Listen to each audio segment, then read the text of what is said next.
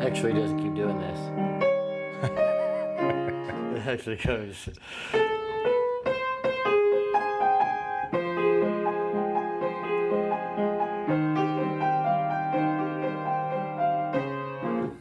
What is that? It's called Autumn Waltz by Shoshana Michelle, maybe. Okay. It's really cool. It's pretty. Oh, yeah. Real chill. Pretty the whole time. Shoshana Michelle. Michelle. Think that's right.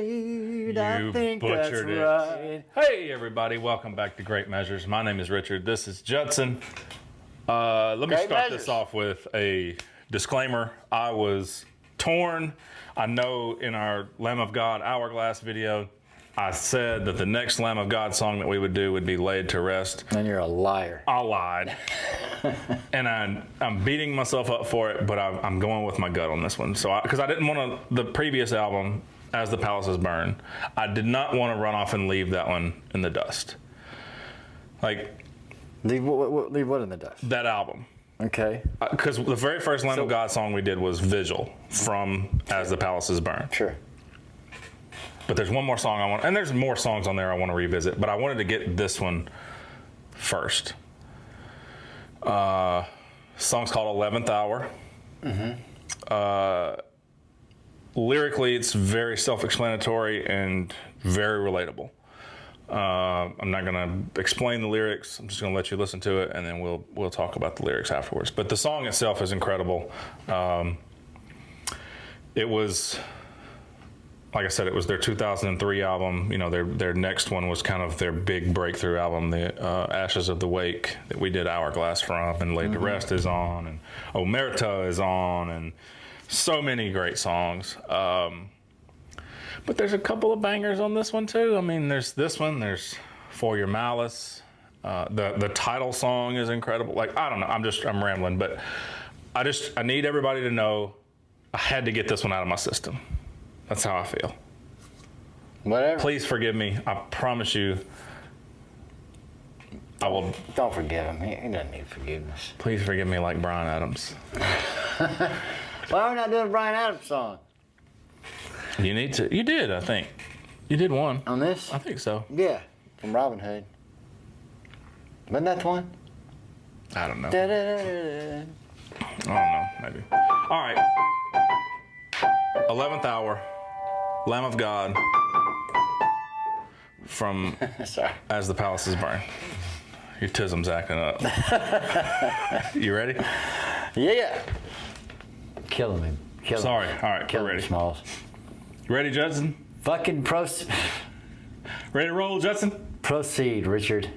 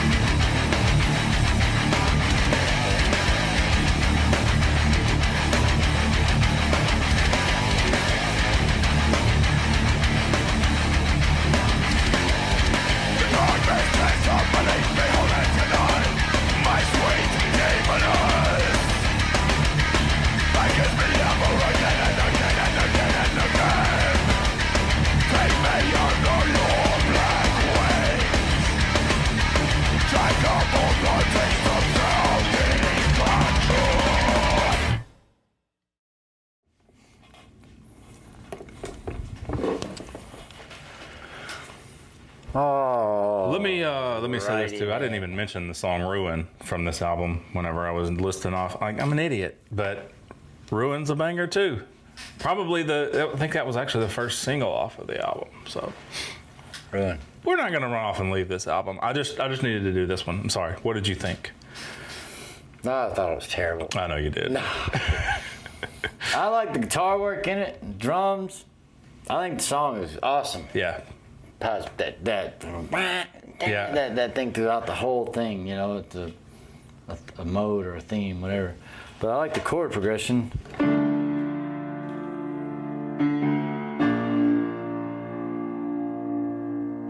They go back and forth between that for a minute. And then they go down to.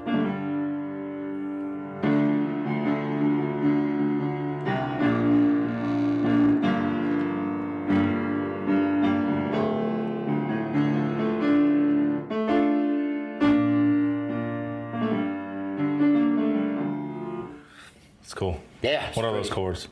Your mom. Your grandmother. Down to your younger mother, and then your mother getting older. D minor, B flat, and then guess what? G minor. Hey. Yes.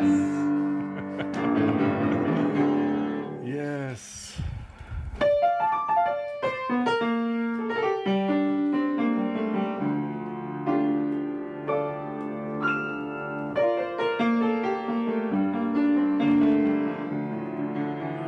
Good old G minor. Yeah, that section there towards the end, with the dissonance in it. It's just So cool. awesome. Just pulling, you know. Yeah.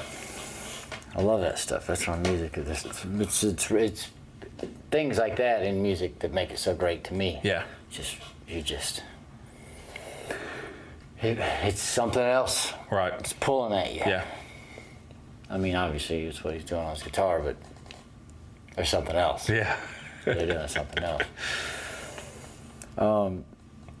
And those chords, there's a song from the 80s that plays those chords, and I can't remember what it is. I was trying to think. It's hard when you're listening to the Lamb of God and trying to think.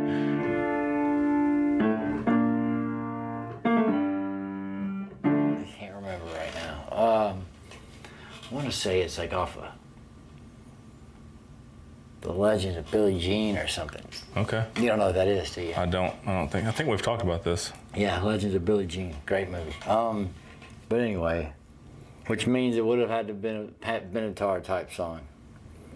Because she did a lot of songs on it. So from going back to Pat Benatar back to Lamb of God, no, I don't know what to say about the instrumentation is great.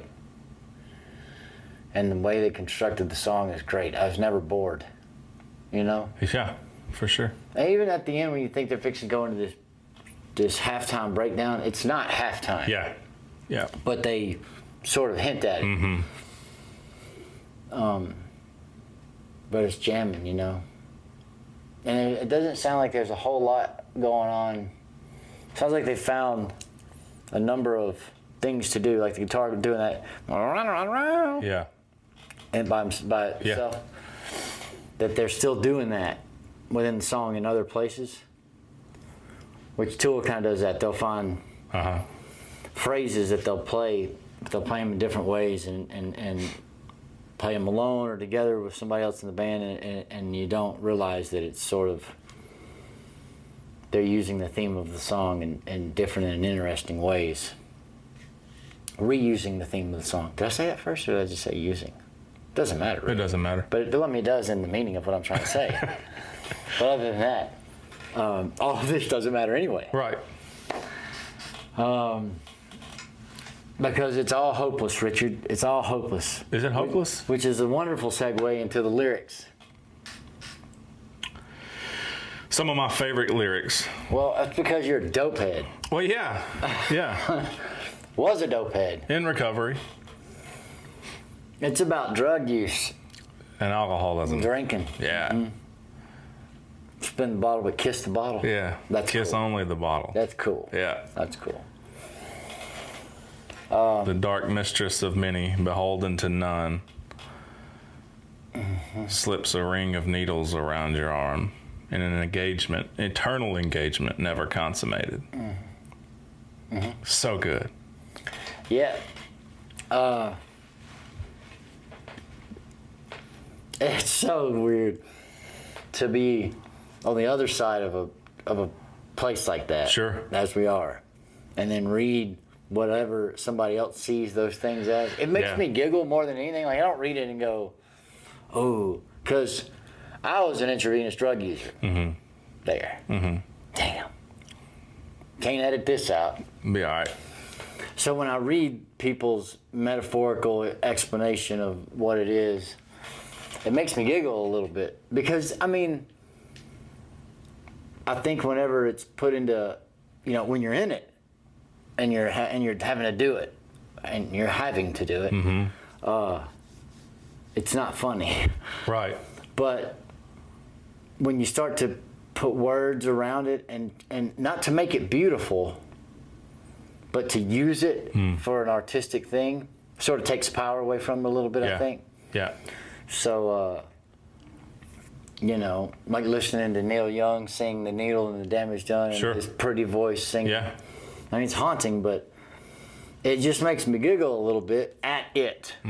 Not at what they're writing about, but, you know, and it's kind of like it was like that.